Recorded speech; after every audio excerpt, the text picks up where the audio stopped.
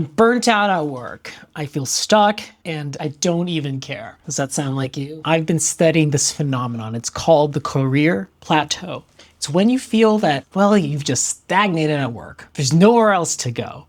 I just don't feel I have the right opportunities. In fact, 7 of 10 workers globally feel the same. They either are not engaged or they're actively disengaged at work. That is absolutely a crisis.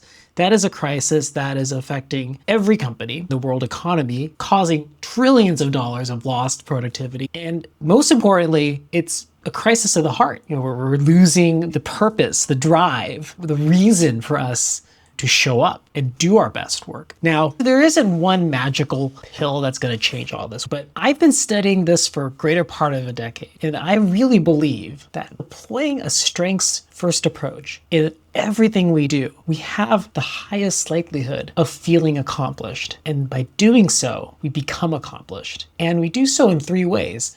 First, let's shift our focus away from work and towards energy. A career plateau is often a symptom of burnout and disengagement. When you're not using your natural talents, your work becomes a drain. The strengths-first approach helps you identify the activities and the tasks that naturally energize you rather than deplete you. By consciously integrating your strengths into your daily work, even in small ways, you reignite your drive and your motivation. This isn't about finding a new job. It's about finding new joy in the work you're already doing. Second, we're reframing weaknesses into impact. The traditional career development model is often deficit-based, telling us to fix our weaknesses and find our areas of improvement. The strengths-first approach flips this on its head. Instead of trying to be an expert in everything and trying to fix the things that you're not great at, we focus on becoming an expert in our own unique talents. By leaning into your strengths, you don't just become more effective, you become indispensable.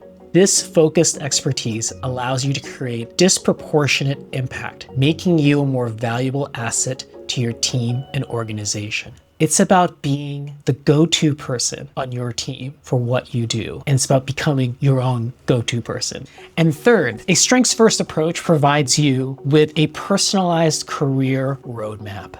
Most career paths seem linear or predefined in some way that often lead you with a sense of being stuck. A strengths-first approach empowers you to design a career trajectory that is uniquely your own. By understanding your strengths, you can identify roles and opportunities that leverage your talents in new ways, even if they aren't the most logical next steps. This could mean taking on a new project, mentoring others in a specific area, or even redefining your own job description. I learned this the hard way early in my consulting career.